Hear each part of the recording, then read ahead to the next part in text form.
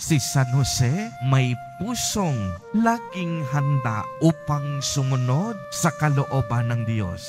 Binigyan siya ni Pope St. John Paul II ng titulong Guardian of the Redeemer. Paulit-ulit niyang ipinakita ang kaniyang hindi natitinag na pangako sa kaniyang tungkulin bilang tagapag-alaga ni Jesus Nazareno at ng kaniyang asawa na si Maria. Ang kaniyang buhay ay ginugol niya sa pagbibigay para sa kanila, pagpoprotekta para sa kaniyang pamilya at pag-aalay ng buhay para sa kanila. Tunay ngang wagas ang puso ni San Jose. Kagaya ni Maria na ating ina, si San Jose din po ay maituturing nating ating ama. Makakalapit tayo sa kanya sa gitna ng matinding unos at pag-aalinlangan. Katulad ni San Jose, naway maging inspirasyon din natin siya upang sa katahimikan ng ating mga puso ay makasunod din tayo sa kalooban